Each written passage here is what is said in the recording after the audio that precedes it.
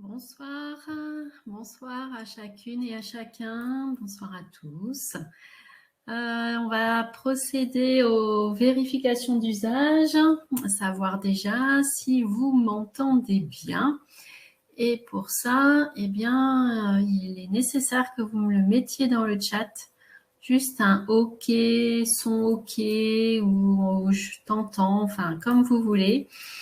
Voilà, pour que moi, j'ai bien le retour de cette bonne réception du son. L'image, vous devez déjà l'avoir. OK, j'ai déjà les premiers OK pour le son. Alors, c'est parfait, génial, tout le monde m'entend. Eh bien, on va pouvoir commencer ce webinaire sur comment attirer la réussite et l'abondance dans ta vie.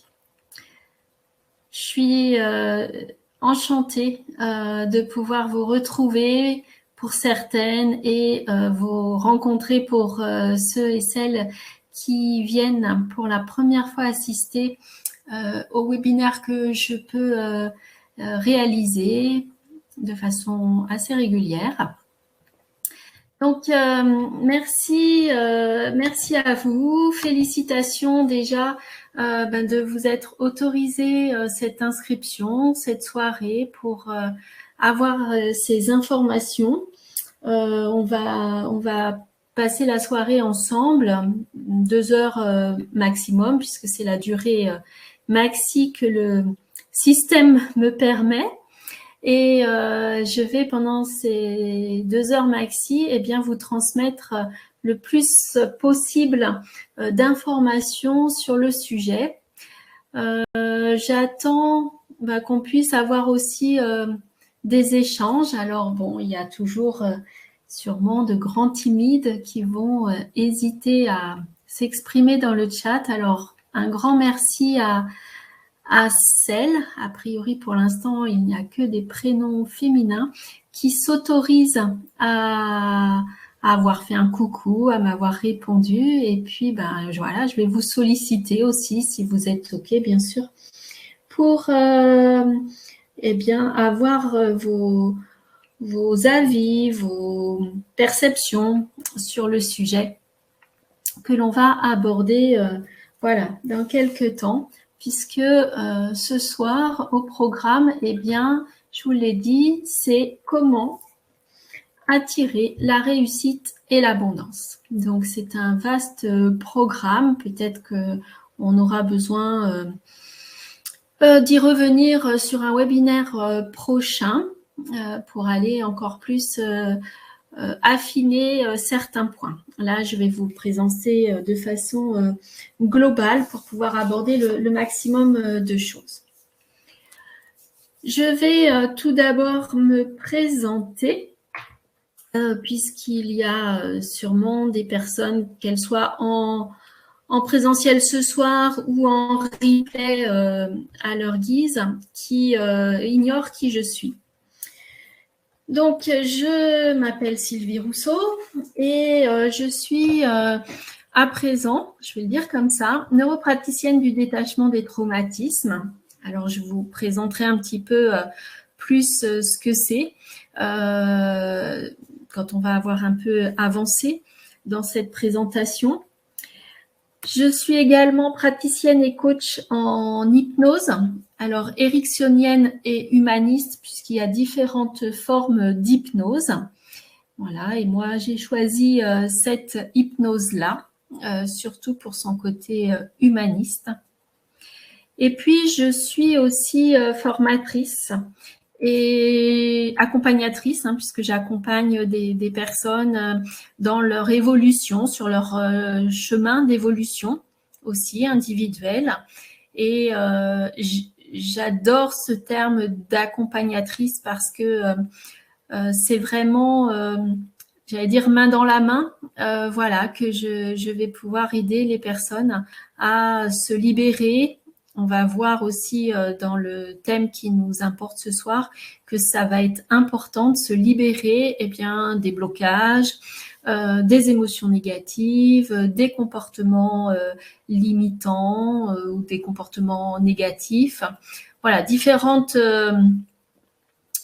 choses qui nous diminuent, qui nous privent, en tout cas des belles évolutions que l'on a envie d'avoir.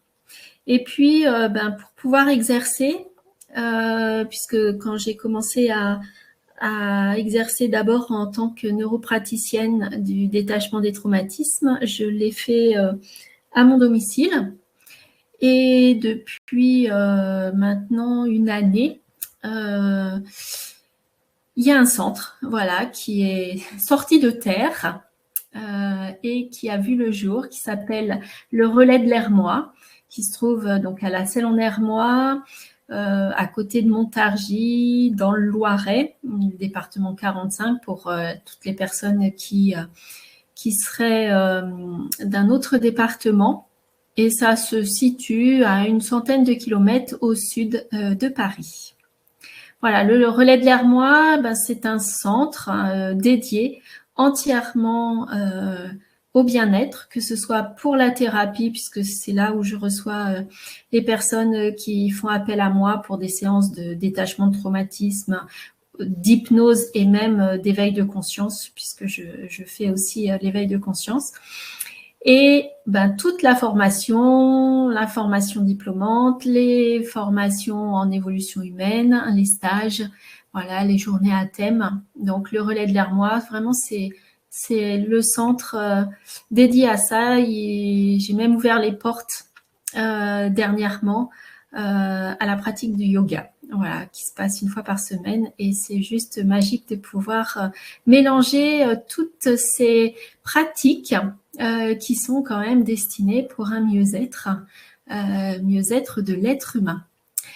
Voilà, mais avant ça, puisque ça fait maintenant 3 ans, avant ça, et que j'ai 55 ans, j'ai eu donc une carrière professionnelle qui a été dans le prendre soin.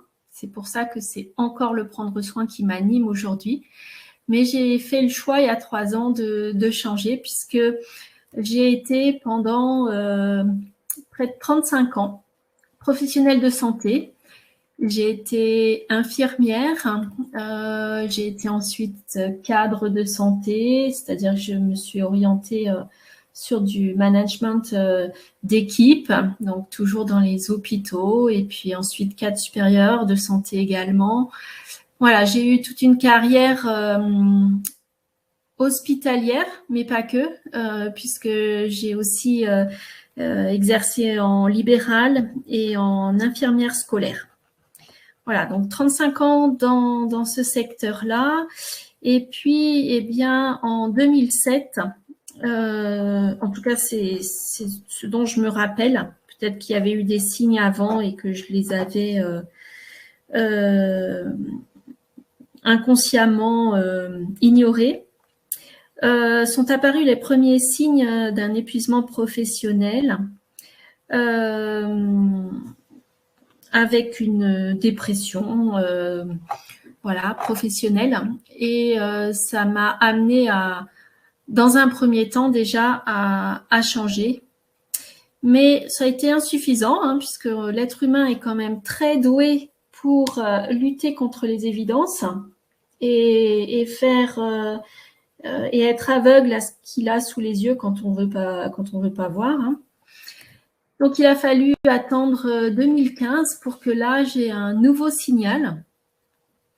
Et en 2015, eh bien, on va le voir ce soir, ma croyance limitante était que après 30 ans à peu près, 30 ans à travailler dans les hôpitaux, eh bien, je ne pouvais faire que ça.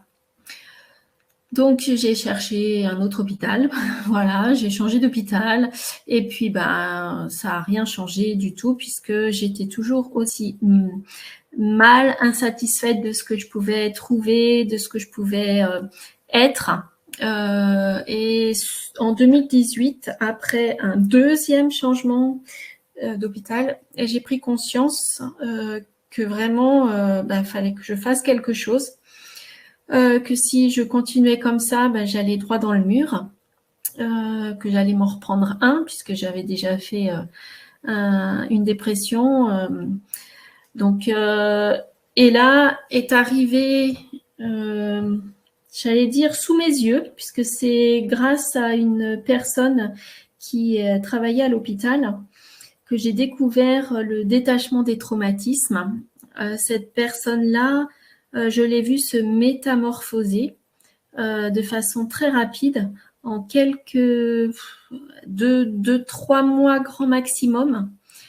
Et je l'ai surtout vu retrouver de la joie de vivre, retrouver du positif dans sa vie. C'était quelqu'un qui était, quand je l'avais vu la première fois, très fermé, très aigri, très à plus savoir ce qu'elle devait faire professionnellement. Et quand je l'ai revue avec cette métamorphose, eh bien, c'était pour me dire que elle avait décidé de suivre une formation et qu'elle allait être neuropraticienne du détachement des traumatismes. C'est comme ça que j'ai entendu pour la première fois ce terme. Et je me rappelle, je crois que je vais m'en rappeler toute ma vie.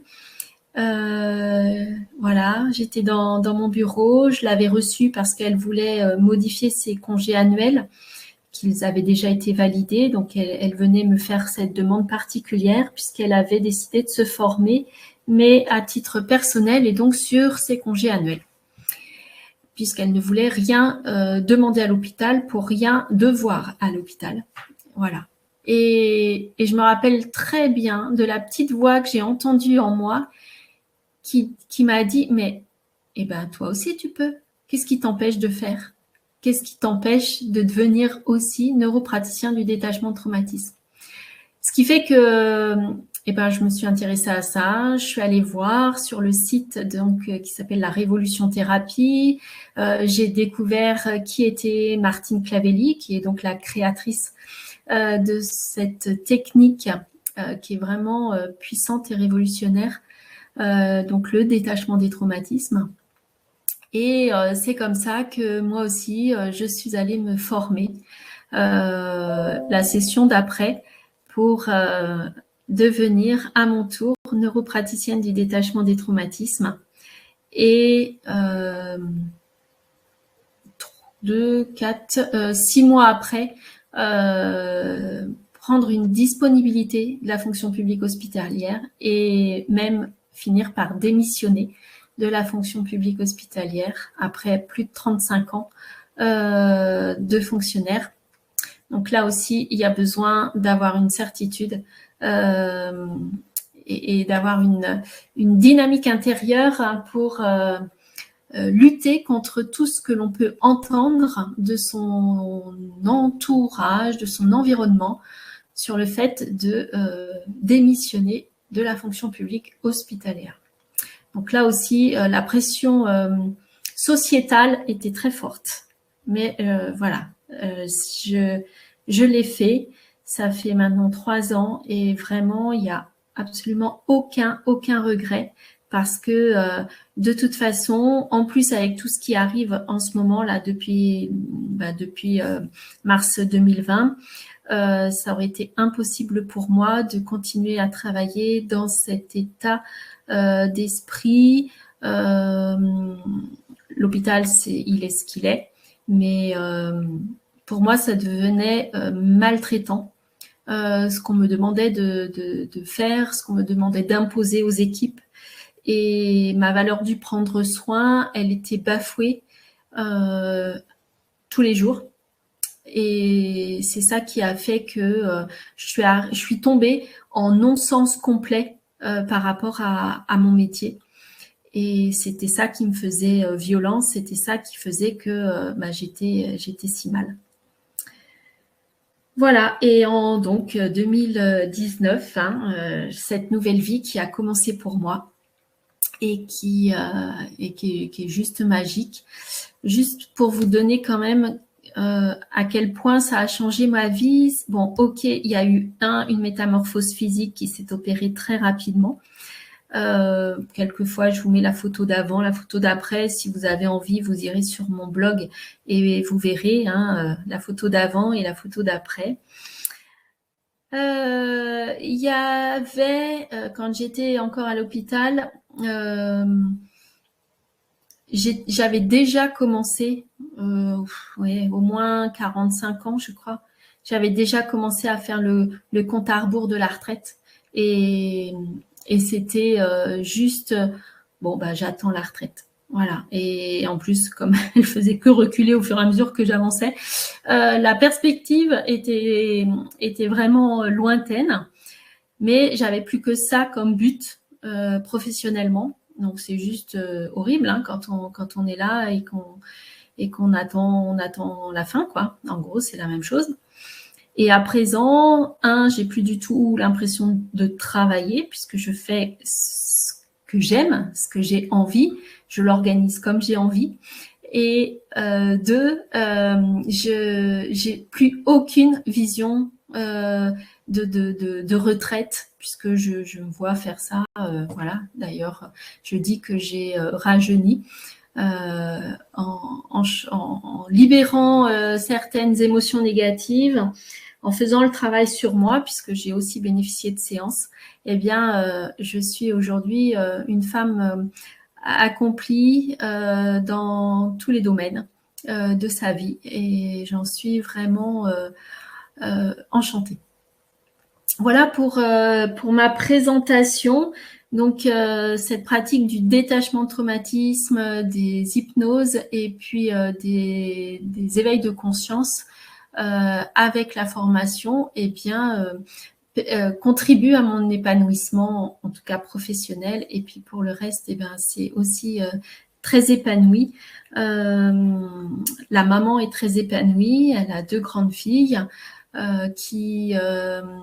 dont l'aînée est en train, on va dire comme ça, puisque c'est vraiment plus qu'une question d'heure, donner naissance à son premier enfant. Donc, le statut de maman va être remplacé, enfin, va être complété, on va dire comme ça, par le statut de grand-mère. Et j'ai une deuxième fille aussi qui travaille. Voilà, donc une maman comblée, une épouse comblée et puis une professionnelle comblée. Donc, c'est vraiment ce que je souhaite, mais du plus profond du cœur à chacune et à chacun d'entre vous. Parce que si avant, je pouvais être... comment je vais vous dire ça? Déçue, peut-être comme ça, par la vie, à rechercher ce que j'étais venue faire dans cette vie. À présent, j'en suis convaincue et je m'épanouis et j'aime la vie. Voilà pour ma présentation. Si vous avez des questions, merci Nicole. Waouh, c'est chouette, mamie. Oui, je pense que dans moins de 24 heures, là, ça devrait être bon. De toute façon, Maxi, c'est la fin du week-end. Voilà. Si vous avez des questions, autorisez-vous. On va maintenant rentrer dans le vif du sujet qui nous importe ce soir après cette présentation que je vous ai faite. Alors, ce soir, je vous l'ai dit, comment attirer la réussite et l'abondance. Eh bien, bien sûr que je vais aussi m'appuyer sur mon cas personnel, mais c'est vraiment quelque chose qu'on va pouvoir retrouver dans tous les domaines de la vie. La réussite et l'abondance, c'est dans tous les domaines de sa vie. Pour certains, ça va être professionnel, pour d'autres, ça va être familial, pour d'autres, ça va être au niveau relations sociales, les amis, ça peut être dans l'associatif aussi, peu importe. La réussite, c'est dans tous les domaines. Alors, pour commencer, je vais vous faire participer parce que c'est important que j'ai aussi, vous, votre perception, votre ressenti par rapport à ça et votre croyance, parce que on sait très bien qu'en termes de communication, chaque mot, même s'il a une définition officielle qu'on peut retrouver dans un dictionnaire, eh bien, on en fait tous quelque chose d'un petit peu différent. Alors, je vais te mettre à contribution et je te demande, d'après toi, qu'est-ce que la réussite? Alors, avant, je vais vous demander, oui, qu'est-ce qui fait la différence entre ceux, d'après toi, hein, quelle est la différence entre ceux qui réussissent et les autres? Qu'est-ce que tu déjà peux identifier ou quelles croyances tu peux avoir par rapport à ça? Qu'est-ce qui fait pour toi, d'après toi, la différence entre ceux qui réussissent et les autres? À ton avis, juste me partager ce qui pourrait être différent. Alors, Angélique nous met le fait d'être positif dans ce que l'on fait ou non. Effectivement, super, merci beaucoup à toi, Angélique. Est-ce que quelqu'un d'autre s'autorise à me mettre un commentaire? Alors, il y a toujours la nécessité, un petit décalage de temps. Alors, ceux qui réussissent sont ceux qui atteignent leurs objectifs. Oui, effectivement. Il y a la notion d'objectif. Qu'est-ce qu'il y aurait d'autre d'après vous? Bonsoir Ginette, sois la bienvenue. J'évoque la question pour toi Ginette, si des fois tu l'as pas entendue. La question, elle s'affiche. Hein. Qu'est-ce qui fait la différence entre ceux qui réussissent et les autres? Nicole, tu nous mets, c'est la foi, croire que tout est possible à chacun. Effectivement, la croyance, la foi, au-delà de la connotation religieuse, hein, la foi, on va le prendre au sens large, c'est ce à quoi je crois. Et effectivement, croire que tout est possible va faire partie d'un prérequis, on va dire comme ça, pour réussir. Alors, si des fois quelqu'un d'autre partage, on complétera. Dans la notion de positif qui est évoquée par Angélique, j'aime bien aussi le côté impliqué, le côté déterminé. Ça va être l'implication, c'est-à-dire que si j'ai un projet et que j'ai une envie, je le mets en projet et si je m'arrête là, jamais je vais réussir puisque derrière il y a besoin d'action, que ce soit au singulier ou au pluriel. Et puis il y a besoin d'être déterminé et d'aller de l'avant. Ça va avec le côté positif et le côté action. J'évoquais ça ce week-end lors d'un week-end PNL, hein, puisqu'on a commencé une session PNL donc sur la connaissance de soi et l'excellence en communication. Je leur disais que Disney, quand ils ont voulu créer le premier parc, il a essuyé 302 refus de banque pour obtenir son prêt au bout de la 303e fois.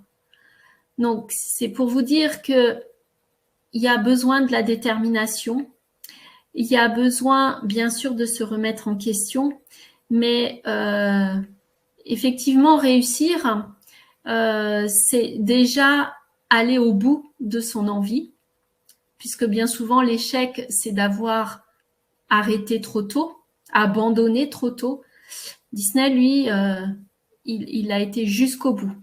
Et effectivement, on peut se poser la question, chacun pour soi, en son âme et conscience, dans les échecs que j'ai eus, ben voilà, est-ce que j'ai su aller jusqu'au bout et vraiment tout essayer, ou est-ce que j'ai abandonné et puis après, il y a des raisons à chaque fois, hein, mais c'est vraiment à partir du moment où on croit profondément, et c'était le cas pour lui là de Disney, profondément en son projet, alors, eh bien, il y a la détermination.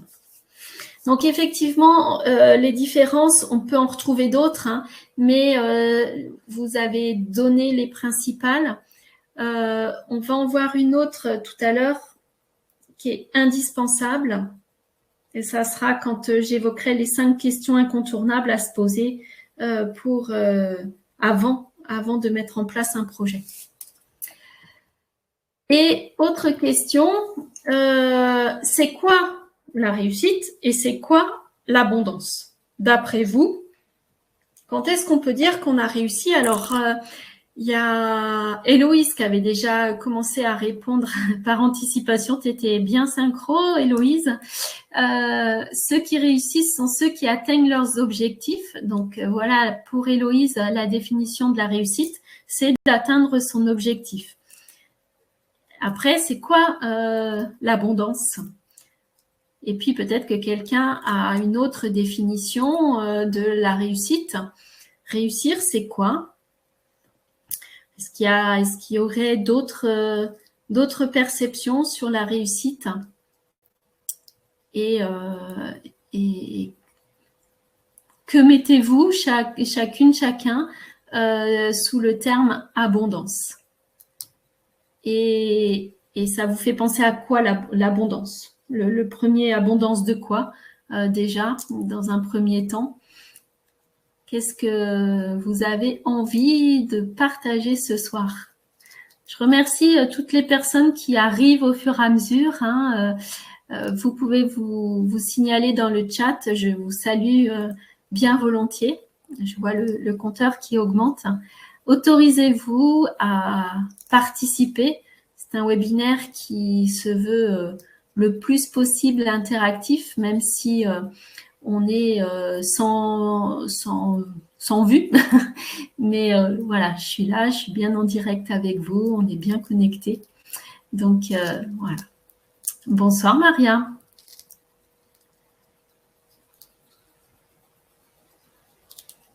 Alors, est-ce que quelqu'un ose noter c'est quoi la réussite, c'est quoi l'abondance?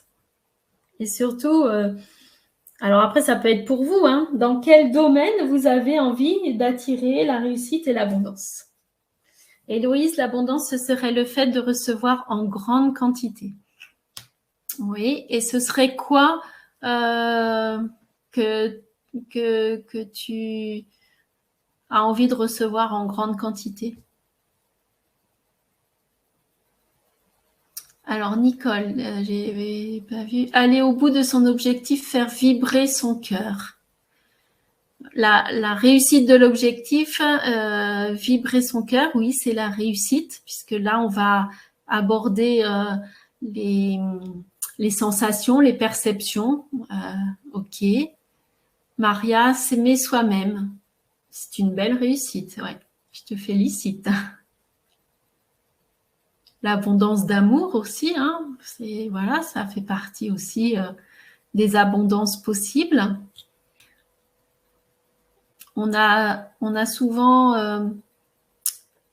associe souvent la richesse à l'abondance. Et là aussi, il faut prendre le terme richesse vraiment au sens très, très, très, très large. Il y a la richesse financière, mais il y a la richesse d'amour, il y a la richesse de plaisir, il y a tout plein de la richesse de santé, il y a la richesse de connaissances, il y a la richesse de partage. Alors, Héloïse nous dit recevoir l'amour, recevoir le positif. Oui, c'est ça, ouais. Ah, ouais. Une abondance d'amour va mettre dans des énergies qui vont être très élevées et qui sont très bénéfiques pour le corps. Ok, donc on a quand même des notions avec les vibrations du cœur dont nous parle Nicole. Et on va voir là dans les 5 questions incontournables que ça va être indispensable d'être à l'écoute de ses sensations et à l'écoute de ses vraies envies. Parce que dans les 5 questions incontournables, la toute première, c'est est-ce que l'envie qui fait que je vais partir sur un projet, un objectif et une réussite, est-ce que cette envie m'appartient bien? Je m'explique. Quand on a un projet, on doit aller se poser la question, est-ce que c'est réellement quelque chose qui vient d'une envie? Est-ce que, et on retrouve ce que disait Nicole, est-ce que mon cœur, je le sens vibrer? Est-ce que ça m'anime? Est-ce que j'en ai réellement envie de réaliser ce projet et puis d'atteindre mon objectif? Ou est-ce que ça pourrait être pour faire plaisir, mais à quelqu'un d'autre? Donc ça veut dire qu'on recherche bien souvent l'amour, la reconnaissance, mais à travers le regard de l'autre. Et donc, je vais vouloir rentrer dans un projet, mais que pour, en gros, satisfaire l'autre. Et comme l'autre est satisfait, du coup, je pense que je vais avoir sa reconnaissance, son amour, et ça va venir alimenter quelque chose dont j'ai besoin. Mais seulement si je réussis. Et on va voir que à partir du moment où l'intention, la vibration intérieure est désalignée, eh bien, ce sera bien plus compliqué, voire impossible, de réussir et d'attirer l'abondance. On a aussi à se poser la question, c'est est-ce que ce projet, est-ce que c'est quelque chose qui m'est imposé? Est-ce que je me sens obligée? Est-ce que peut-être c'est pour faire comme tout le monde? Ou est-ce que c'est pour fuir quelque chose? Dans l'exemple de la fuite, je vais prendre des personnes qui viennent en séance, par exemple, et qui viennent pour arrêter la cigarette, arrêter de fumer. Et là, la question, elle est primordiale. Est-ce que c'est vraiment leur envie? Ou est-ce que c'est peut-être juste pour faire plaisir à l'épouse ou faire plaisir à l'époux? Est-ce que c'est pour arrêter les remarques incessantes de la famille? Ah, mais tu fumes encore, et ta santé, et ceci et cela? Ou est-ce que c'est vraiment un désir profond, une envie profonde de la personne? Donc ça va être important pour la réussite, pour l'atteinte de l'objectif, d'aller vérifier que c'est une vraie envie qui m'appartient, où je suis vraiment impliquée dans cette réalisation d'objectifs. La première des premières questions, c'est déjà ça. Et puis, ça nécessite une honnêteté profonde. C'est vraiment, je vais en introspection, vraiment, j'allais dire, écouter son cœur. Et est-ce que ça vibre vraiment? Est-ce que j'ai une vraie envie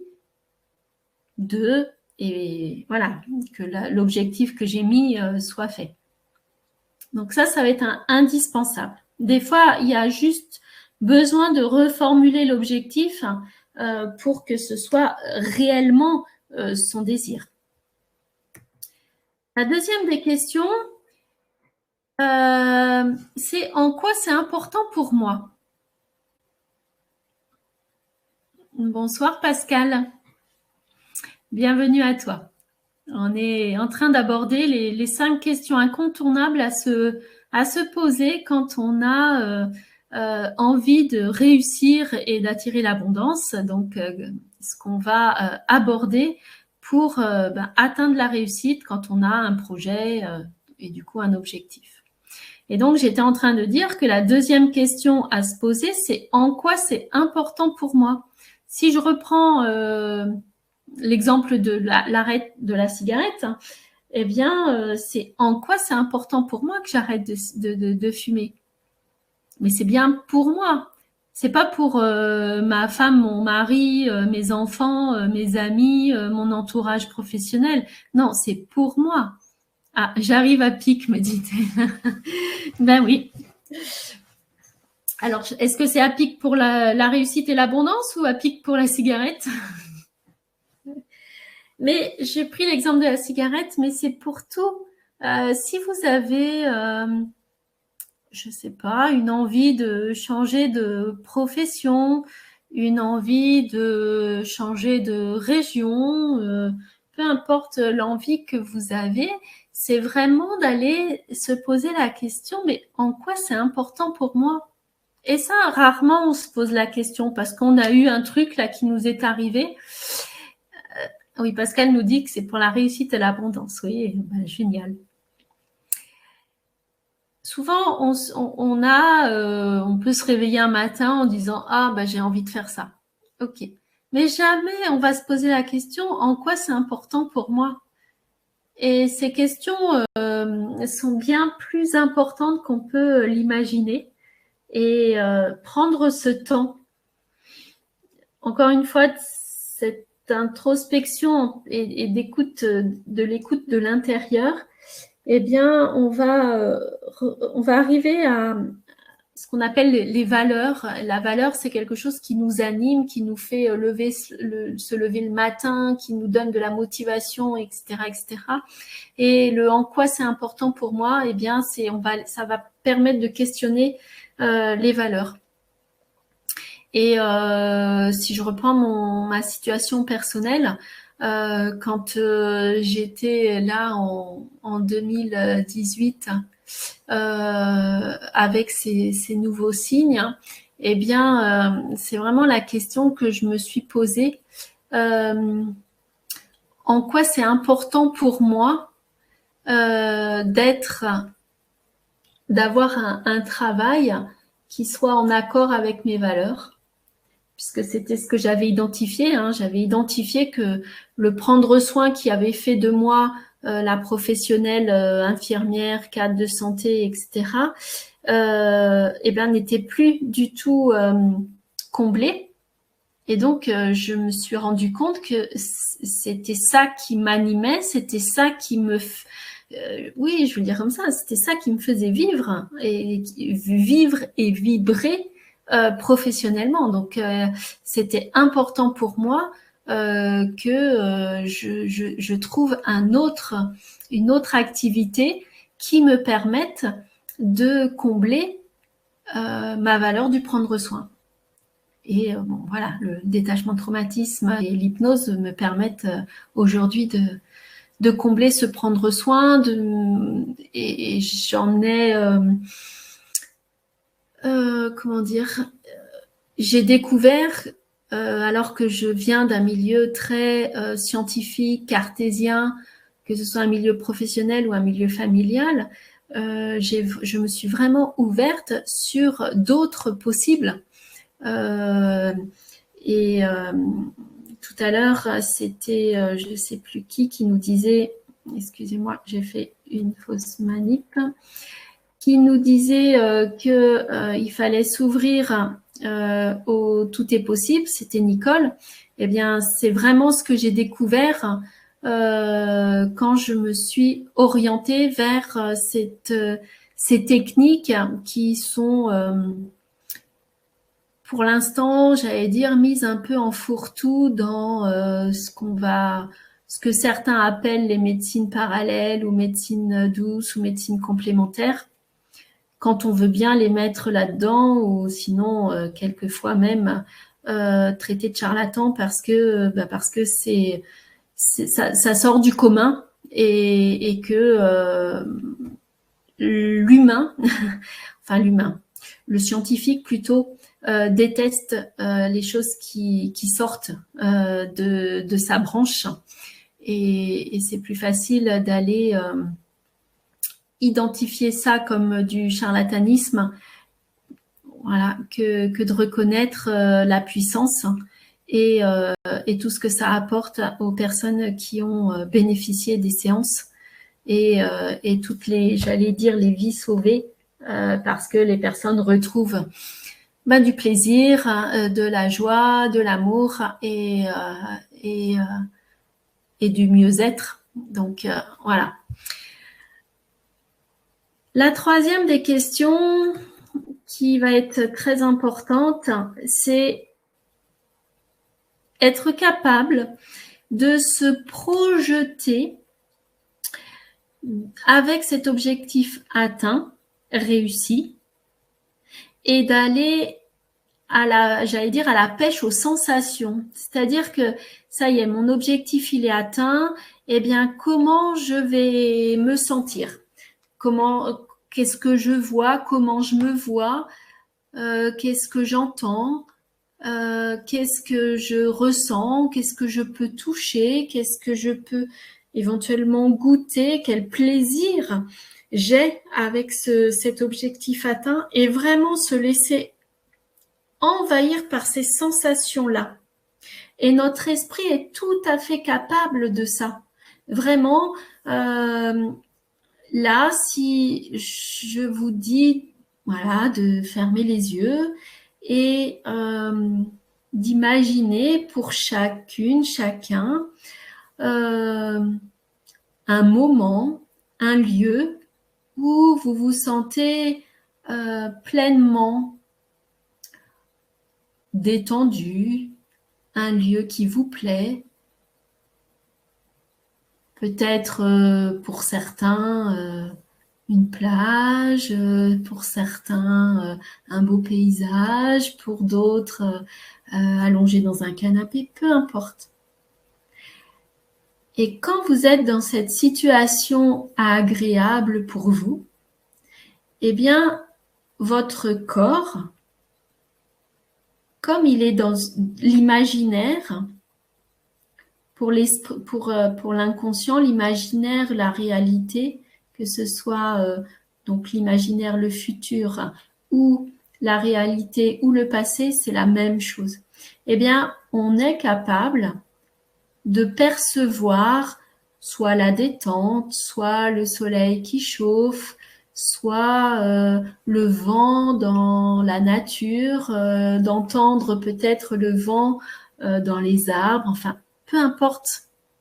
Selon la situation où vous vous êtes mis, eh bien, votre corps va associer ça au plaisir. Parce que là, je vous ai pris une situation où vous êtes censé être bien. Mais si je vous avais pris une situation désagréable, c'était la même chose. Votre corps, il est capable de percevoir toutes ces sensations, qu'elles soient agréables ou désagréables. Là, comme on est dans une réussite, on recherche la réussite et l'abondance, eh bien, on va se mettre dans la situation où j'ai pleinement réussi, où ça y est, je l'ai l'abondance, que ce soit l'abondance d'amour, de plaisir, de joie, d'argent, eh bien, voilà. Se projeter dans cette situation et ressentir tout ça à travers les 5 sens. Ensuite, vous avez la 4e question. C'est maintenant, quels sont les obstacles réels ou potentiels que je rencontre pour atteindre mon objectif? Est-ce que il y a des croyances limitantes. Du style, de toute façon, personne dans ma famille n'a réussi à faire telle chose. Est-ce qu'il y a des émotions négatives de peur? La peur de l'échec, qui est quand même très fréquente. La peur de mal faire. La peur d'être déçu ou de décevoir.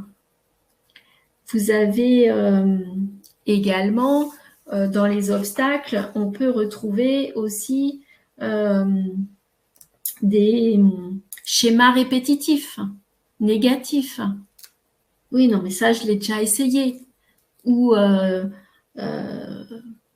ça, c'est... Ouais, je l'ai déjà essayé, c'est pas pour moi. Voilà, là, on met et la croyance et la croyance limitante et le schéma répétitif. Vous pouvez avoir dans les émotions négatives, en plus des peurs, vous pouvez avoir de la colère, vous pouvez aussi être dans de la dévalorisation, dans de la mésestime de vous-même. Vous pouvez aussi ressentir la peur de l'injustice. Vous pouvez être aussi dans une peur d'attirer à vous de la jalousie. Il y a plein de possibles concernant les obstacles réels ou potentiels pour atteindre des obstacles qui vous empêchent d'atteindre votre objectif. Et les croyances limitantes font vraiment partie aussi avec les émotions négatives des principales causes d'échec. Hein. Il y a aussi les énergies. Quelle énergie vous entretenez avec la réussite? Pour les personnes qui savent, on a tous des blessures psychomorphologiques. Elles sont au nombre de 5 aussi. Vous avez la trahison, le rejet, l'abandon, l'humiliation et l'injustice. Ce sont les 5 blessures psychomorphologiques. Et en fonction de nos blessures, il y en a une principalement qui va faire que la réussite va être compliquée, c'est la blessure du rejet. Quand on porte la blessure du rejet, c'est une blessure qui fait que inconsciemment, on a une peur de la réussite. Et donc, on va obtenir des fonctionnements inconscients d'auto-sabotage systématiquement. La peur de la réussite, c'est-à-dire, après, chacun va l'exprimer d'une façon différente, mais ça peut être la peur, alors oui, de réussir, mais parce que du coup, je vais attirer la jalousie. Ça peut être la peur de réussir parce que je vais être sous les projecteurs, parce qu'on va me voir. Et au final, quand on est dans le blessure du rejet, comme on rejette les autres, on rejette tout autour de nous. Voilà, donc il y a des blessures pour lesquelles ça va être un peu plus compliqué, mais il faut vraiment se faire aider et prendre conscience de tout ça en tout cas. Les obstacles, une fois qu'on les a identifiés, eh bien, on décide par quoi je vais les remplacer. Bien sûr que si j'ai des peurs, eh bien, j'ai besoin d'être rassurée. Donc, je vais avoir besoin de rassurance pour, j'allais dire, virer la peur. Ça va être de la rassurance. Et puis, si j'ai de la dévalorisation, eh bien, il va falloir que je me reconnaisse ma valeur, ma propre valeur. Il va falloir que je m'estime, ou que je me fasse confiance, ou que je m'accorde beaucoup comment j'allais dire, de reconnaissance de mes capacités, de mes compétences, pour attirer à moi cette réussite et faire disparaître tous les obstacles qui étaient là avant. Si j'ai des croyances limitantes, eh bien, c'est pareil. Il y a à les identifier, à décider voilà, de si on les garde ou pas, si elles nous sont utiles ou pas. Et à chaque fois que l'on retire une croyance limitante, que l'on décide consciemment de se libérer de cette croyance limitante, eh bien, il y a toujours à se poser la question par quoi je remplace cette croyance limitante. Quelle est la croyance bénéfique à laquelle j'ai envie d'adhérer et que je crois profondément. Et je vous ai parlé d'énergie tout à l'heure, sachant par rapport à l'abondance d'argent, sachant que l'argent est une énergie, puisque j'allais dire aussi, puisque tout est énergie dans l'univers, dans ce monde, tout est énergie. Nous sommes énergie, nous, êtres humains. Une énergie qui s'est concentrée pour rentrer pour former la matière, mais notre matière, notre chair, est faite de cellules. Les cellules, voilà, sont faites aussi j'allais dire, d'éléments qui sont de l'énergie. Et comme l'argent est une énergie qui va réagir avec notre propre énergie, eh bien, si on est lié à des croyances bien souvent, et des choses qu'on a pu entendre, que l'argent c'est pour les riches, que l'argent n'a pas d'odeur, donc en gros il faut s'en méfier, que l'argent ça se gagne à la sueur de son front, donc en gros il faut vraiment peiner pour gagner de l'argent, que l'argent ça attire les problèmes, l'argent ça attire la convoitise, peu importe. Mais tout ce que vous avez entendu, tout ce qui s'est véhiculé, donc au sein de la famille, au sein de votre environnement, ça peut être culturel, la scolarité, voilà, ce que vous avez rencontré dans votre vie, les difficultés financières ou pas que les parents, les grands-parents pouvaient avoir, tout ça, ça influe sur votre perception inconsciente et les énergies que vous pouvez avoir vis-à-vis de l'argent. Donc là aussi, c'est important d'aller libérer tout ce qu'il y a à libérer par rapport à cette énergie de l'argent, parce que vous avez beau consciemment avoir envie de cette abondance financière, si énergétiquement, il y a quelque chose en vous beaucoup plus puissant d'inconscient qui repousse l'argent parce que, attention, danger, eh bien, de toute façon, jamais vous pourrez attirer l'abondance financière tant que vous aurez ces énergies intérieures, j'allais dire négatives, en tout cas antagonistes à l'attrait de l'argent. Voilà pour les obstacles, pour remplacer, voilà, c'est par quoi j'ai envie de remplacer tout ce négatif. La dernière des questions, c'est de quoi ou de qui j'ai besoin comme ressource. Peut-être que vous allez identifier que pour tel et tel objectif, vous avez besoin de plus d'écoute, plus d'amour, plus de reconnaissance, plus de confiance en vous, peut-être de confiance en la vie, plus qu'est-ce qu'il peut y avoir, plus d'implication, de détermination, plus d'énergie, plus de force physique, plus de santé, enfin la liste est longue. J'aime beaucoup quand j'accompagne des gens par rapport à ça, des personnes par rapport à ça, leur expliquer que c'est vraiment l'occasion de faire la liste au Père Noël là.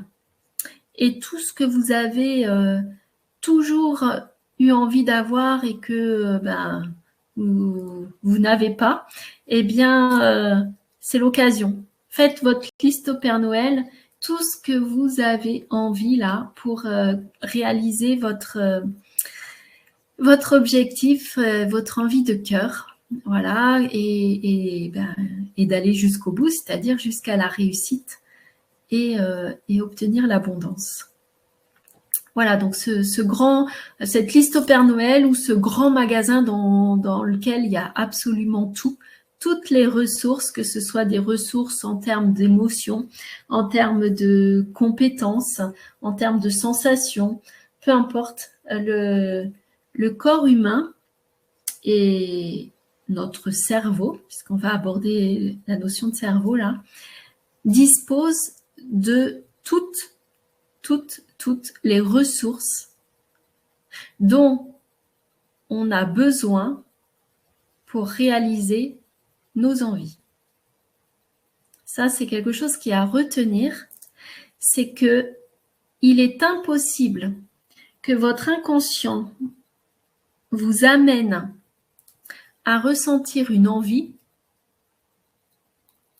qui serait impossible pour vous de concrétiser. Si vous avez une envie qui vient, qui est profonde, qui vient du cœur, eh bien, c'est que vous disposez en vous de toutes les ressources nécessaires. Maintenant, il faut les activer.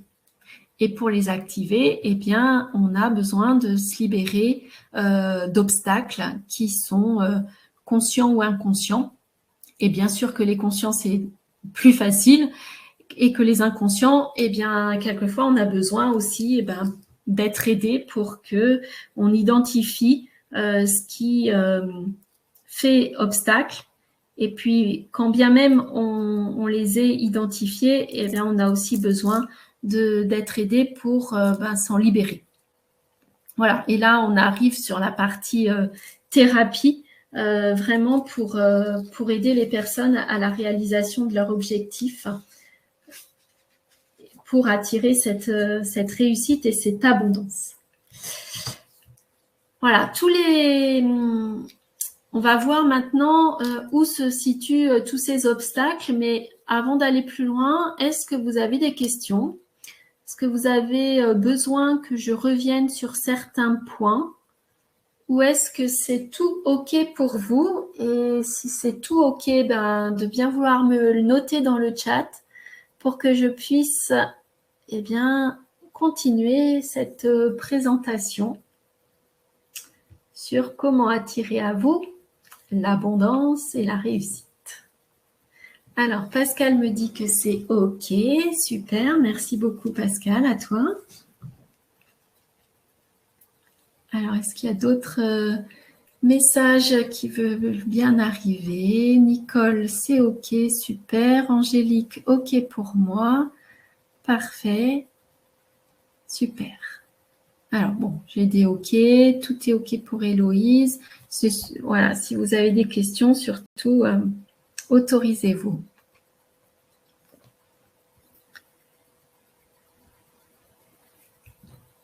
Alors, on va voir à présent d'où viennent les blocages internes,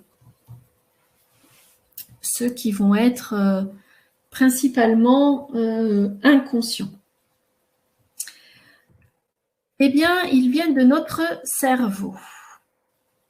Et dans notre cerveau, on va, ce soir, je vais vous présenter un petit peu comment les choses s'inscrivent dans notre cerveau et les conséquences que ça va avoir. Il faut imaginer, donc vous avez vu là sur la diapo précédente, le cerveau avec ses deux hémisphères. Un ici qui est représenté en rose et l'autre qui est représenté en bleu. Eh bien, sur la diapo d'après, c'est encore plus schématique, puisque, voilà, on va se retrouver sur un hémisphère, en l'occurrence de ce côté qui est là à droite, mais ça dépend des personnes, et puis un autre à gauche, qui sont reliés entre eux par une sorte de câble qu'on appelle le corps calleux, et c'est ce qui va en tout cas permettre la communication entre les deux hémisphères. Le premier qui s'active, c'est l'inconscient. L'inconscient, il faut vraiment entendre que, intégrer aussi et retenir que c'est 95% de notre cerveau, de toutes les facultés de notre cerveau. Eh bien, il y a 95% qui relèvent de l'inconscient.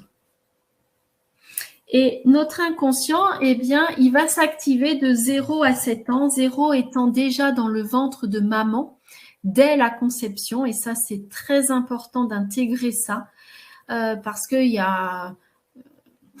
Après, ça reste un pourcentage que moi, je donne, mais j'ai l'intime conviction que, je dirais presque que 95% des enregistrements sont déjà dans le ventre de maman. Et qu'après, eh bien, voilà, il y a d'autres choses qui arrivent, mais en tout cas, retenez qu'il y a beaucoup d'enregistrements inconscients qui se font déjà dans le ventre de la maman dès la conception jusqu'à la naissance et après jusqu'à 7 ans. Et pour tous ceux qui sont connectés ce soir et qui nous écouteront en replay et ceux qui peuvent croire en ça, eh bien, c'est aussi en fonction des vies antérieures que l'âme a pu avoir, qu'il y a aussi des enregistrements inconscients qui sont là. Que vous y croyez ou non, retenez au moins que dès la conception dans le ventre de maman, il y a l'inconscient qui s'active pour le bébé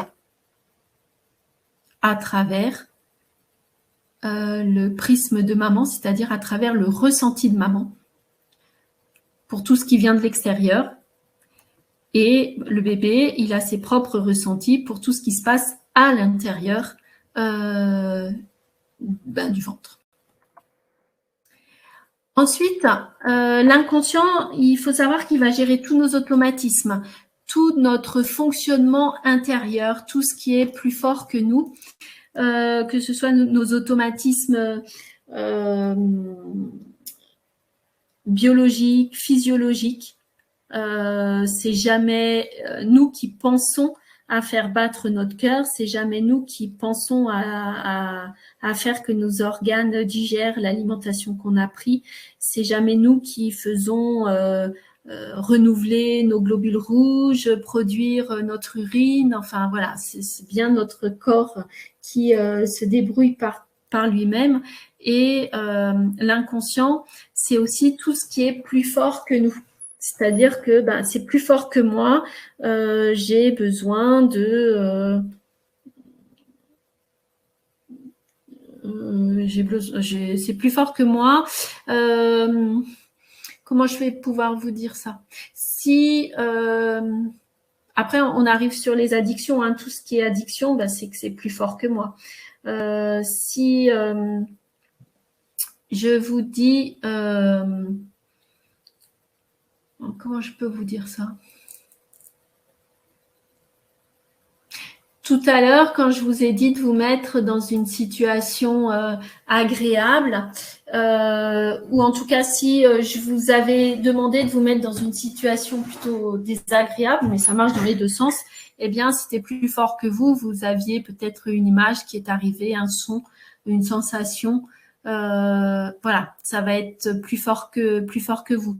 Si vous avez horreur de quelque chose, si un animal, oui, après on arrive dans la phobie, si vous avez très peur des araignées, c'est plus fort que vous, ou des souris, ou des serpents, la réaction, c'est impossible de la contrôler. Elle est immédiate et rapide, et très forte surtout.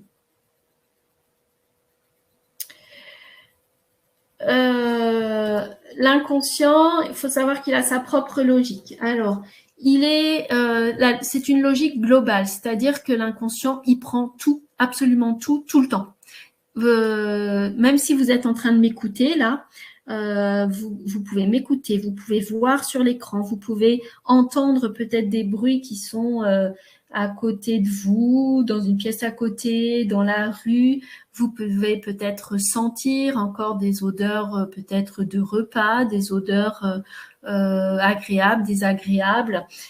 Vous êtes peut-être au contact, je sais pas, d'un canapé, d'une chaise, d'un meuble, d'un bureau. Vous avez tous vos sens qui sont en train de prendre de l'information. Et jamais vous faites un choix. L'inconscient, il va tout prendre, absolument tout. Et le tri, il se fait plus tard, mais il prend tout. Je vous l'ai dit aussi tout à l'heure, pour l'inconscient, il n'y a aucune différence entre hier, aujourd'hui et demain. Le intemporel, c'est ça que ça veut dire. Et souvent, les enfants entre 0 et 7 ans, enfin, les enfants moins de 7 ans et qui parlent, sont capables de vous dire demain, j'ai été à la piscine. Et il n'y aura aucun, ça va jamais les choquer. Pour un enfant, que vous lui disiez je reviens te chercher dans 5 minutes ou je reviens te chercher dans 3 heures, ça sera pareil, ou dans 3 jours, ou dans 3 semaines. 1 minute peut lui paraître une éternité et 3 semaines peut lui paraître très court. Ça va dépendre de comment il va vivre la situation. Ensuite, l'inconscient, c'est ce qui nous permet aussi de développer notre sens artistique. C'est ce qui nous permet de rêver, que ce soit les rêves endormis ou les rêves éveillés.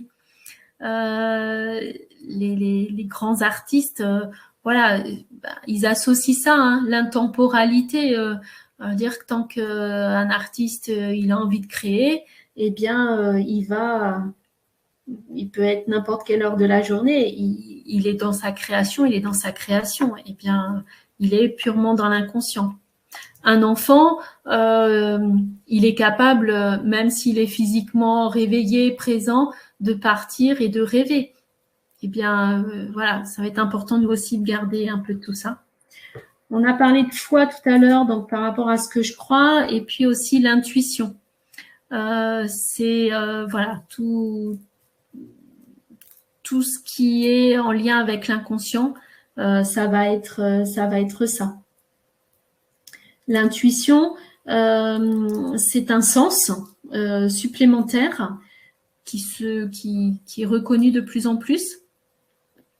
Et il faut savoir que l'intuition, sachant que notre inconscient, il réagit beaucoup plus vite que notre conscient, l'intuition, c'est le flash qui va vous arriver brutalement. Vous savez pas d'où ça vient, mais vous avez cette intuition, d'accord, qui très souvent va être niée par le conscient. Non, mais c'est pas ça, mais pour qui tu te prends, ou voilà, qui va nier l'intuition, parce que on verra plus tard qu'on a un peu beaucoup surmusclé le conscient, mais l'intuition, c'est vraiment ce qui vient spontanément le plus rapidement possible, c'est l'intuition.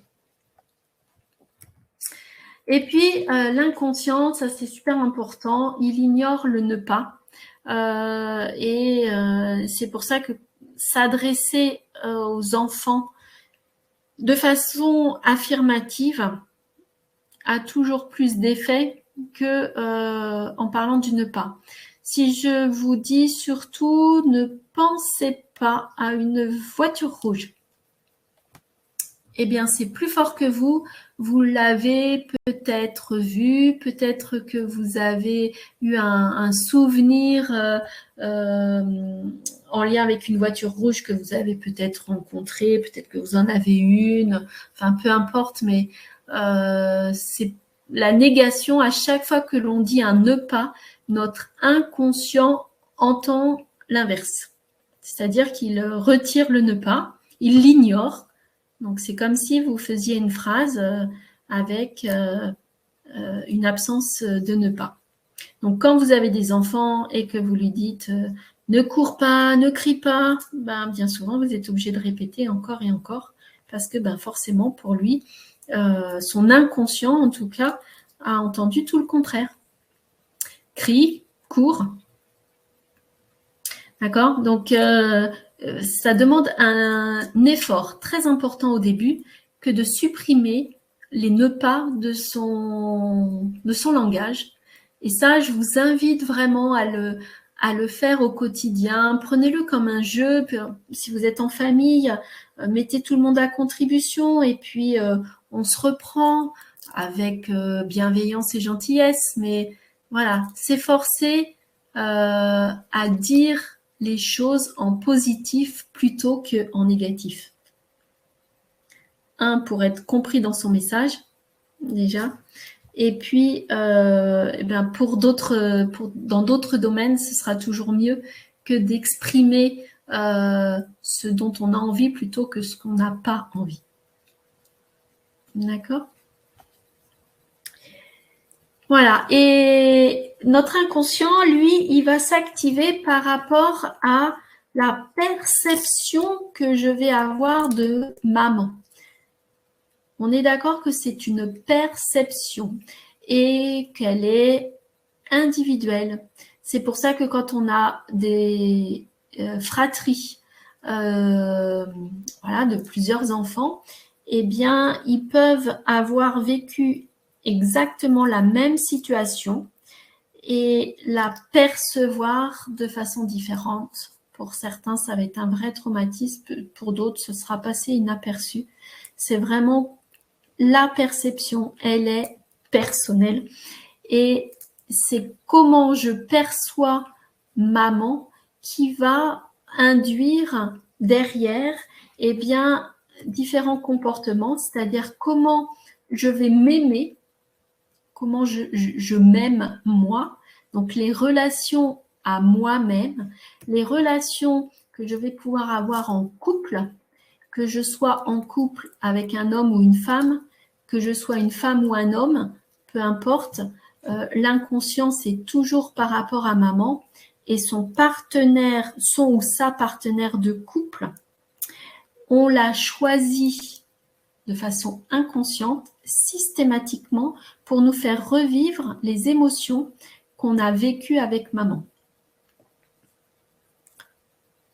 Donc, si je me suis sentie rejetée par maman, alors je vais attirer un partenaire de couple qui va me faire revivre ce rejet.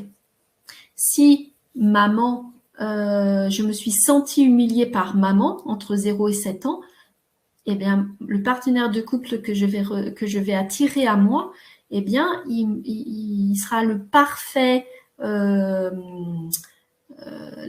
parfaite personne pour me faire revivre l'humiliation. Ça marche pour la trahison, ça marche pour l'abandon, ça marche pour plein de choses.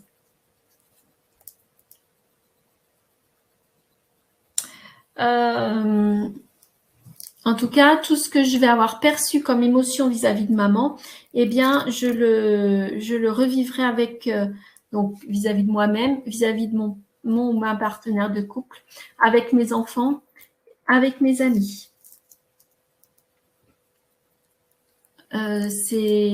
Et c'est pour ça que c'est répétitif. Des fois, certaines personnes, quand on parle du couple, il peut y avoir des personnes qui vont rencontrer toujours le même type de partenaire. Eh bien, c'est tant que l'émotion négative enregistrée inconsciemment et qu'on a perçue vis-à-vis de maman, eh bien, tant qu'on l'a, on attirera toujours à nous les mêmes situations et donc les mêmes partenaires. Toute notre perception à maman, c'est aussi ce qui va conditionner notre confiance en moi. Donc, voilà, il y a souvent beaucoup de travail à faire par rapport à cette confiance en soi, la confiance en moi. La confiance en moi, on l'obtient grâce à la rassurance. Et cette rassurance, c'est vraiment le rôle de la maman, d'être dans cette rassurance parce que c'est la rassurance et l'amour et la rassurance, c'est ce qui va permettre la confiance en moi. Maman, c'est aussi tout ce qui va générer les envies quand il y a des personnes qui ont un manque d'envie, c'est vraiment une problématique qui s'est jouée dans la relation à maman, dans la perception. Voilà, soit une maman qui était elle-même voilà, sans envie, qui subissait plus les choses, soit une maman absente.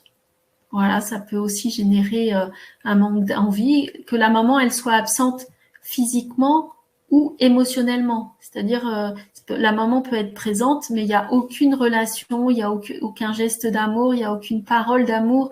C'est comme une absence. Hein. Eh bien, ça générera aussi des manques d'envie pour la personne après. Et puis, on peut aussi, dans les relations avec maman, comme ça, générer des problématiques de mémoire. Hein, la mémoire, c'est vraiment tout ce qui va être de l'ordre de l'inconscient. Après, ça peut être parce que la situation a été vraiment très, très, très traumatisante et que on se tient un discours interne, qu'il soit en pensée ou en parole verbale, dite à haute voix, que ça a tellement été horrible que je veux vraiment effacer ça de ma mémoire. Voilà. Sauf que l'inconscient étant global et qu'il ne peut faire que du global, eh bien quand on se répète souvent, je veux effacer ça de ma mémoire, eh bien l'inconscient il efface tout. Ça va être du global et du général. Voilà pour la partie inconsciente, la partie qui s'active entre 0 et 7 ans et qui est quand même 95% de toute la faculté du cerveau. Ensuite, vous avez l'autre partie qui est la partie consciente qui, n'a plus que à 5% de toute la capacité du cerveau. Et la partie consciente, eh bien, c'est entre 7 et 14 ans. Et puis, c'est ce qui va nous permettre, dans cette partie consciente, eh bien, de procéder à tout ce qui est analyse. C'est aussi tout ce qui va être rationnel. Et cette partie, c'est celle-là qu'on active pour apprendre, comprendre, relativiser.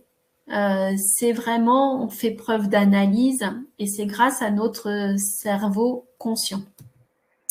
Lui aussi, il a sa logique, alors il est à l'inverse très spécifique. C'est ce qui nous permet d'aller dans du détail, dans de la précision, de ne prendre que la partie visuelle, de porter de l'attention que sur un point précis.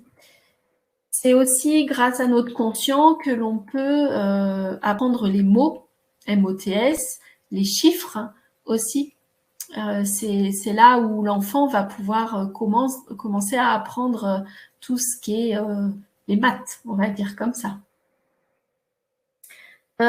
Les mots MOTS qui sont du côté conscient là, eh bien c'est aussi ce qui va générer de ce côté-là, je l'ai pas mis là mais j'aurais pu le mettre, les mots MAUX, puisque la maladie, quand on décompose, hein, c'est mal a dit, c'est l'expression du mal, et les mots MOTS pour lesquels on a des difficultés à exprimer, voilà, se transforment en maladie. Le temporel, pour vous dire que la partie consciente, quand on l'active entre 7 et 14 et ensuite, eh bien, c'est bien faire la différence entre le futur, le présent et le passé. Donc ça, c'est bien différent. Donc, l'acquisition de la conjugaison est facilitée à partir de 7 ans et un peu illogique, on va dire, en dessous de 7 ans. Donc, si vous avez des enfants de moins de 7 ans qui, encore une fois, vous disent demain, j'ai été à la piscine, eh ben, faites-leur confiance. Hein, ils vont finir par rectifier d'eux-mêmes dès qu'ils auront eu accès à cette différence entre le passé, le futur et le présent. Le ne pas, lui, il est bien connu par le conscient, on a bien su l'activer avec tous les, comment dire, c'était quoi? Oui, les règlements intérieurs dans les écoles, ne pas ceci, ne pas cela. Enfin, on retrouve sans arrêt des ne pas, ne pas, ne pas. Donc ça, c'est très conscient d'interdire. Et puis tout ça, eh bien, ça nous vient aussi de notre perception que l'on va avoir de papa. Papa, c'est tout ce qui est le cadre. Le cadre, c'est toutes les actions, le faire, F-A-I-R-E, et le faire, F-E-R. C'est-à-dire que pour l'inconscient, il fonctionne beaucoup en phonétique. Et ça peut donner, ça peut donner, oui, bien sûr que ça peut donner un papa absent, un enfant qui perçoit un papa absent entre 7 et 14 avec la même notion d'absence, une absence physique ou une absence de relation, eh bien, va pouvoir avoir des problèmes d'anémie, de manque de fer dans le sang à l'âge adulte, par exemple. Ou quelqu'un qui va, dans le même cadre de la perception d'absence, eh bien, avoir des difficultés à agir, à rentrer dans l'action, à s'engager, peu importe, professionnellement, en amour, s'engager, je m'engage à venir t'aider, par exemple. Cette personne-là est capable du jour au lendemain de dire de partir faire autre chose. C'est une difficulté à tenir son engagement. On va retrouver la procrastination, toujours le fait de remettre à demain ce que l'on pourrait faire le jour même.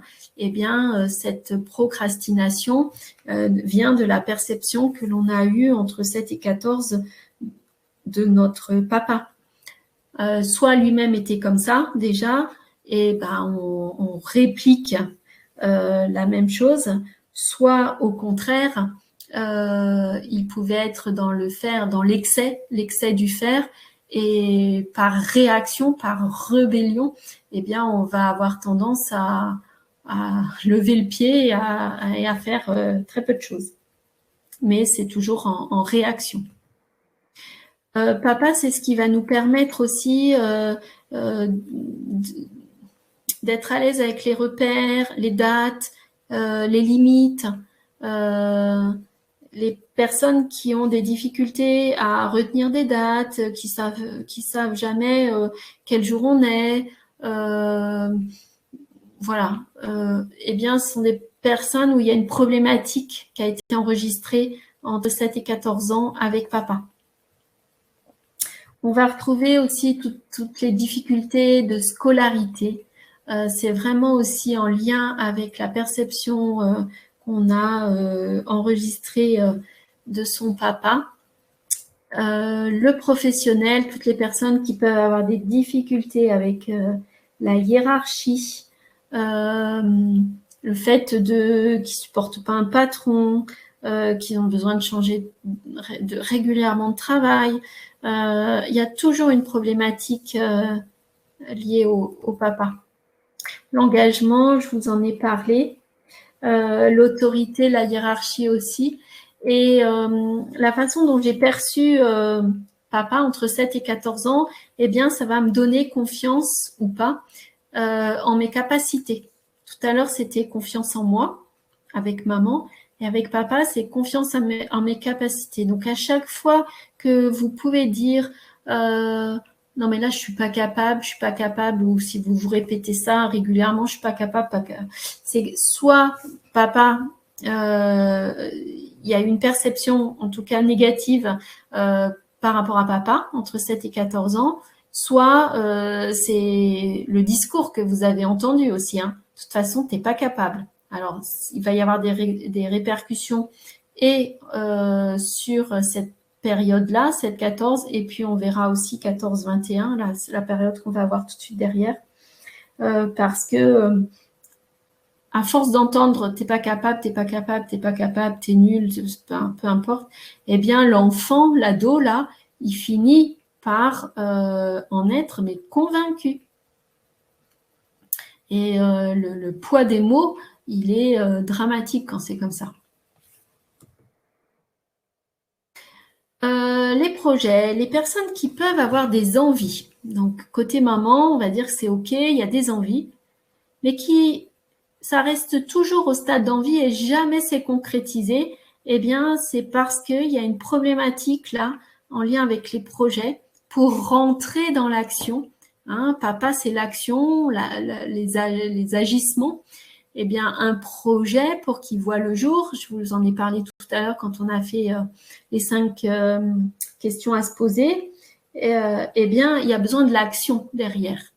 Pour réaliser son projet, pour attirer la réussite et l'abondance, il faut passer par l'action.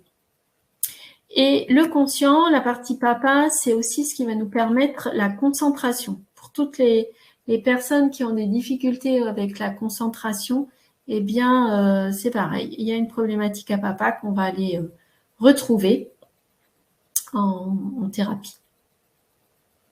Voilà pour les 7-14 ans. Vous me dites, hein, surtout, si vous avez des questions. On aborde la partie qui va être super, super importante pour le thème de ce soir qui est la réussite et l'abondance. Ça va se jouer avec tout ce qu'on aura enregistré de façon inconsciente, donc dans nos perceptions, entre 14 et 21. Entre 14 et 21 ans, eh bien, on est dans la période de la construction du moi, c'est-à-dire tout ce qui va être autour de l'estime de moi, c'est-à-dire ma valeur. Et tout à l'heure, quand je vous disais qu'on pouvait entendre enfant, si on l'entend à répétition, t'es nul, qu'est-ce que je vais faire de toi, de toute façon, t'es bon à rien, t'es bonne à rien, vraiment, mais qu'est-ce que t'es empoté, enfin, tous les discours négatifs vont faire qu'il y a une dévalorisation qui est formulée et qui va être intégrée comme vérité pour la personne. Et étant donné qu'il y a une dévalorisation, en termes d'énergie, eh bien, il y aura ce fameux blocage pour attirer la valeur, et la valeur en termes d'énergie, ben, c'est l'argent. Donc, la problématique à l'argent va être présente quand il y a des perceptions de dévalorisation qui ont été enregistrées entre 14 et 21 ans. C'est aussi tout ce qui va être autour de j'y ai le droit, je le mérite, je suis légitime, je suis digne de tout ça.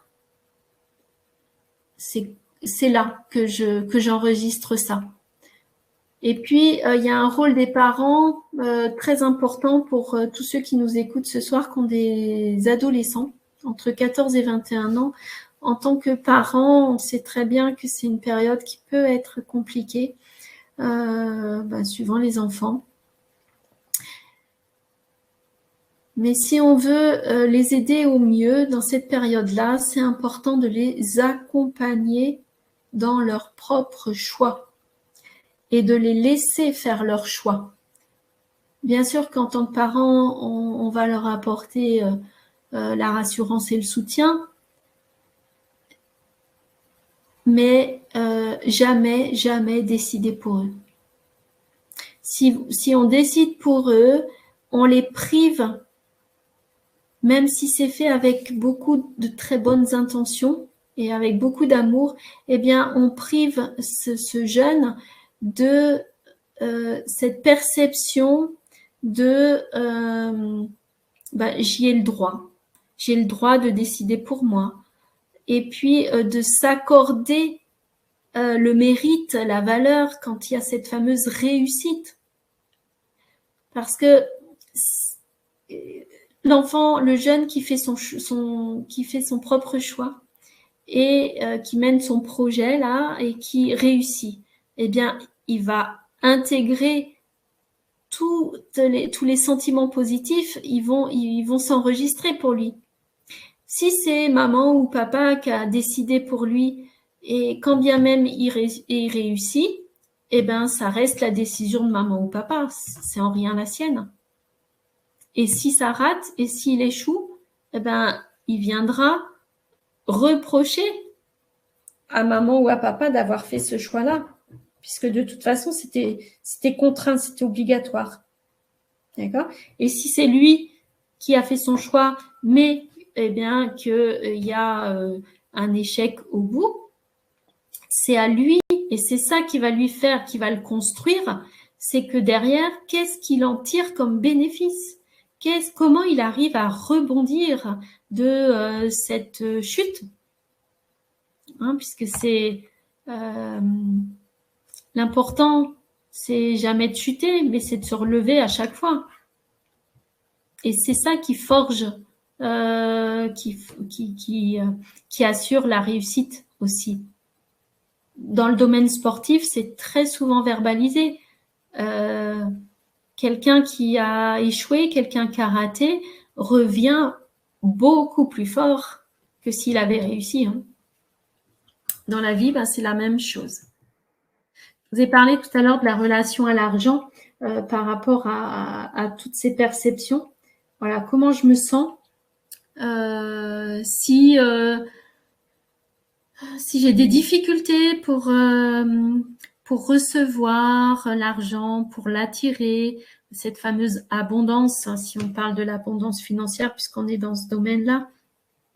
Mais c'est vraiment une problématique qu'on peut avoir enregistrée entre 14 et 21 ans. Après, on peut être aussi dans des reproductions de croyances familiales, hein, ce qu'on appelle la fidélité familiale. Parce que j'ai des parents qui ont eu des difficultés financières, il faut que j'ai des difficultés financières. Je suis, j'allais dire, illégitime. Je peux me sentir illégitime à avoir des revenus supérieurs aux revenus de mes parents. Dans les patients que, en tout cas, je peux recevoir moi, j'ai des situations comme ça, mais on va jusqu'à de l'auto-sabotage parce que je m'interdis inconsciemment de gagner plus que mes parents. Voilà, et ça crée des difficultés, forcément. Donc, c'est important d'aller se libérer des fidélités familiales, des croyances limitantes pour pouvoir attirer à soi la réussite et l'abondance. Cette partie 14-21 qu'on appelle estime, c'est aussi ce qui va permettre de développer la confiance en mes capacités et à être et à trouver du sens dans ce qu'on fait, dans ce qu'on est et dans ce qu'on a au quotidien. Voilà pour cette partie-là. Entre 0 et 21 ans, eh bien, on va aussi, à travers ce que l'on va vivre, percevoir de notre fratrie, eh bien, c'est la relation qu'on va avoir avec les autres en général. Voilà. Si la manière dont vous êtes senti aimé, reconnu par vos frères et vos sœurs, eh bien, c'est de cette manière-là que vous allez vous sentir avec les autres dans la vie. Est-ce que c'est OK pour vous? Alors, certains ont déjà entendu évoquer voilà, cette construction de l'inconscient, le fonctionnement du cerveau.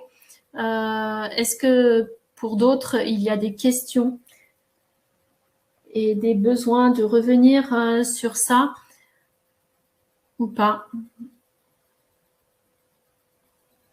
Sinon, j'avance. En tout cas, autorisez-vous à mettre les questions dans le chat ou les commentaires. Il faut savoir que cette construction, cette activation du cerveau fait que à chaque fois qu'on a une perception, eh bien, la perception, elle se fait à travers nos sens. Et nos sens, eh bien, on va l'appeler le VACOG, c'est-à-dire le V du visuel, le A de l'auditif, le K du kinesthésique, c'est le toucher, le O de l'olfactif, c'est je sens, et le G, c'est le gustatif, c'est je goûte. Et dans le goûte, il y a les plaisirs, le plaisir, le point G, en référence au point G, c'est vraiment tout ce qui est plaisir, mais c'est le plaisir gustatif. Alors, tout est OK. OK, merci Sylvie. Avec plaisir, Nicole. Donc, voilà. Donc, les sens que l'on dispose, c'est par leur intermédiaire qu'on capte, qu'on a cette perception. Et à chaque fois, eh bien, on va activer un rail, voilà, qui va encoder ce processus, cette émotion. Quand on est à la naissance, on a tous les rails de possibles. Un enfant, quand il naît, il est autant capable d'apprendre le français si ses parents sont français que d'apprendre le japonais même si ses parents sont français.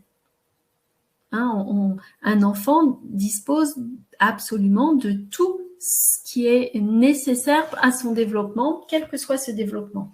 Par contre, il va activer les processus en fonction de ce qu'il rencontre. Et quand il a activé un processus, eh bien, ça vient former un rail, voilà, comme un programme informatique. OK? Voilà. Et ce programme informatique, eh bien, s'il est bénéfique, tant mieux.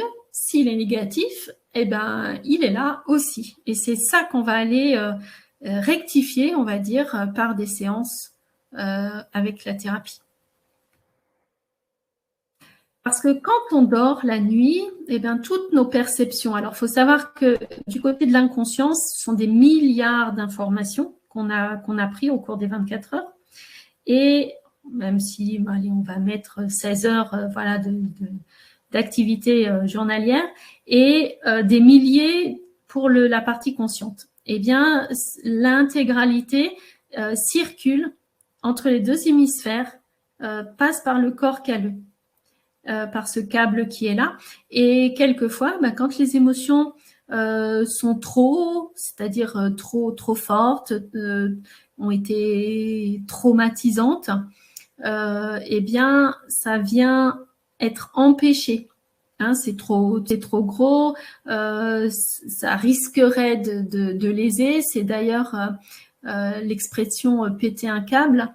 Eh bien, c'est vraiment ça. C'est quand l'émotion elle est trop forte là et ça sort en cocotte minute, je dirais. D'accord. Eh bien, c'est imagé, mais voilà, c'est l'émotion qui est trop forte. Ou alors quand il y a des problèmes de sommeil et que matériellement il n'y a pas le temps, on manque de temps pour digérer toutes les informations et les encoder sur les rails. Eh bien, quand c'est comme ça. Il y a toutes les émotions négatives qui viennent là et qui se mettent dans un sac. Et une autre expression aussi qui vient de là, c'est vider son sac. Voilà, c'est quand c'est trop plein aussi. Il y a je vide mon sac, c'est je sors les émotions. Mais il y a des émotions des fois qui sont bien enquistées et même en vidant son sac, c'est insuffisant.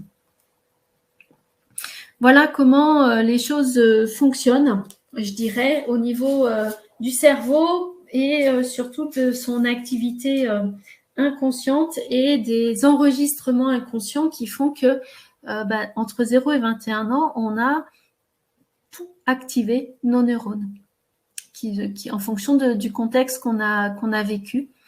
Et après 21 ans, on ne fait que répéter ce que l'on a enregistré inconsciemment et qui vient de nos perceptions.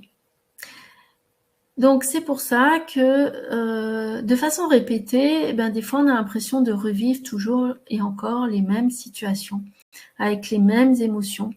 Ça peut être des séparations répétées, ça peut être ce que je vous disais tout à l'heure en fonction des blessures, trahison, rejet, abandon, humiliation ou injustice. Que ce soit dans n'importe quel domaine, que ce soit dans le domaine déjà avec soi-même, dans le couple, que ce soit avec les enfants, que ce soit avec le professionnel, les amis, peu importe. On a l'impression de toujours revivre les mêmes scènes négatives. Voilà pour vous expliquer d'où viennent les blocages que j'ai évoqués tout à l'heure dans les 5 questions à se poser quand on a cette envie d'attirer à nous la réussite et l'abondance. Et donc, comment faire pour se libérer des blocages? Eh bien là, c'est là quand on arrive dans la partie thérapie, en tout cas aide, eh bien, il faut choisir. Alors, il y a plein de techniques qui existent et il y en a de plus en plus. Ce qui va être important pour vraiment aller, j'allais dire, virer le blocage et j'allais dire désenregistrer, faire une sorte de reset sur le rail de l'enregistrement négatif qui s'est passé, il faut choisir une technique qui touche le cerveau reptilien à chaque fois. Alors, il me reste à peine 15 minutes. Je vais faire très court. Notre cerveau est composé, grosso modo, de trois styles de cerveau qui sont en lien avec l'évolution de l'être humain. Il y a le cerveau reptilien qui est le plus ancien. C'est le siège de... c'est lui, en tout cas, qui nous assure notre survie. Donc, c'est lui qui est systématiquement en jeu à chaque fois qu'il y a danger. Et ce cerveau reptilien, il a une vitesse de réactivité qui dépasse tous les autres. C'est ce qui fait que quand vous avez une phobie, vous avez des fois jamais vu encore l'agent phobique, que ce soit l'araignée, le serpent ou autre, que déjà vous êtes en réaction.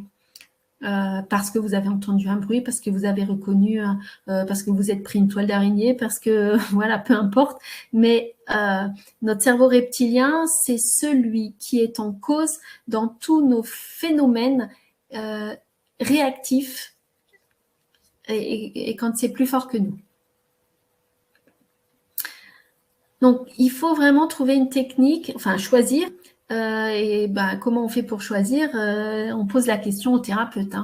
Donc, est-ce que votre technique, elle va aller jusqu'au cerveau reptilien pour retirer ce phénomène qui a été enregistré?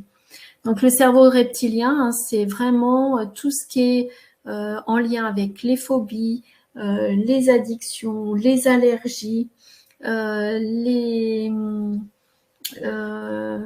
donc forcément les peurs aussi. Donc tout ça va faire que si on prend une technique qui ne touche que les autres parties du cerveau, c'est-à-dire ensuite le reptilien, c'est le limbique, c'est tout ce qui est siège des émotions, plaisir, déplaisir. Et ensuite, le cerveau cortical ou néocortex, c'est la partie consciente. Eh bien, quand on fait des thérapies qui ne font appel que à la partie consciente, on va muscler cette partie-là et on va vraiment utiliser la volonté. Mais rappelez-vous que c'est que 5% par rapport aux 95%. Donc, de toute façon, l'inconscient sera toujours plus fort. Et ce sera insuffisant. Et si vous faites des techniques qui atteignent que le cerveau limbique, plaisir, déplaisir, la technique va fonctionner, mais à un moment ou un autre, pour une raison, en tout cas, j'allais dire X ou Y, mais une raison que l'inconscient reconnaîtra, il réactivera l'émotion négative. Donc, il faut vraiment une technique qui va jusqu'au cerveau reptilien.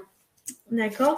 Et les techniques que moi je pratique donc sur le détachement de traumatisme, c'est systématiquement que ça va jusqu'au reptilien, et les hypnoses ericksoniennes et humanistes telles que je les pratique aussi, puisqu'on va vraiment aller virer jusqu'à des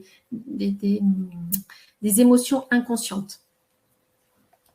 Voilà. C'est d'ailleurs pour pouvoir toucher jusqu'au cerveau reptilien que dans les 2 techniques que je pratique, on utilise ce qu'on appelle le test inconscient, qui fait appel à des symboliques, c'est-à-dire que sur ce test inconscient, on demande au patient de qualifier pour lui avec 2 adjectifs comment il qualifie le chien, le chat, la panthère noire, le rat, le café et l'océan.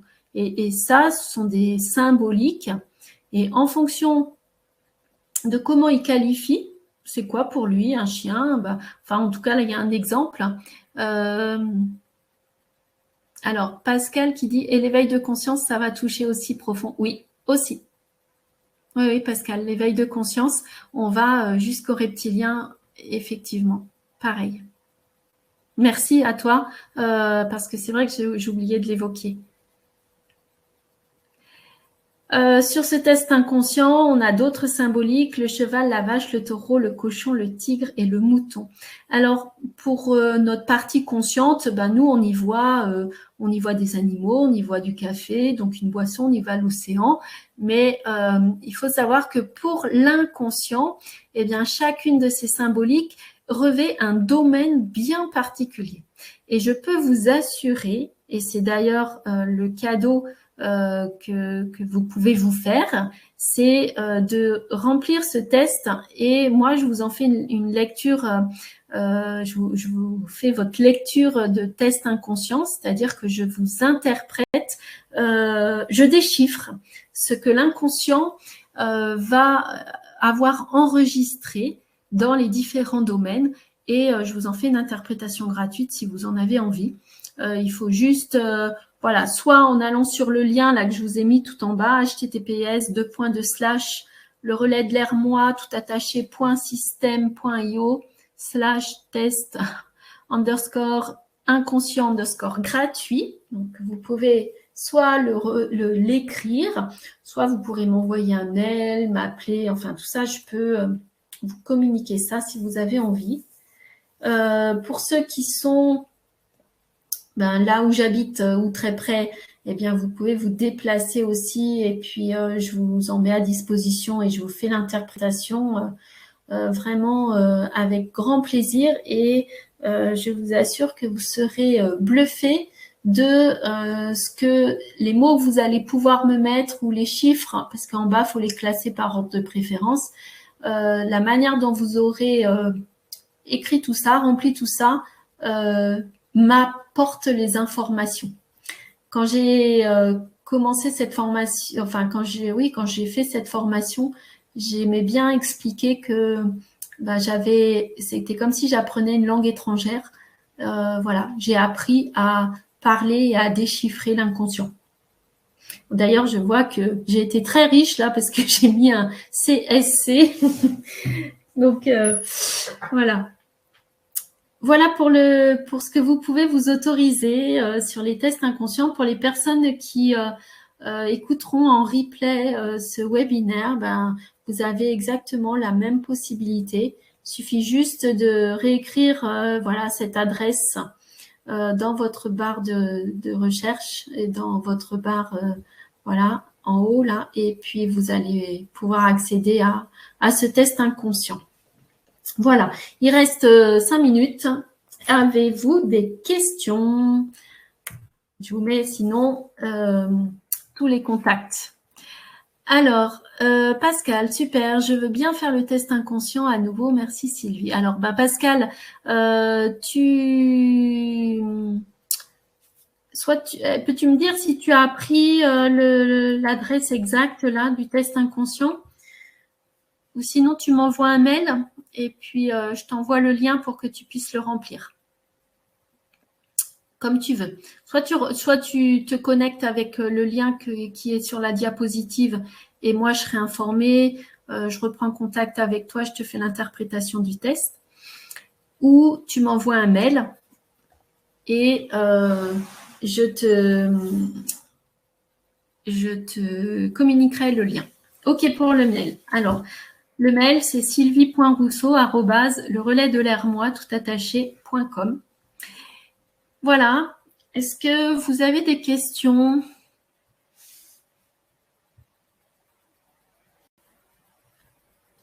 sur attirer l'abondance, la réussite?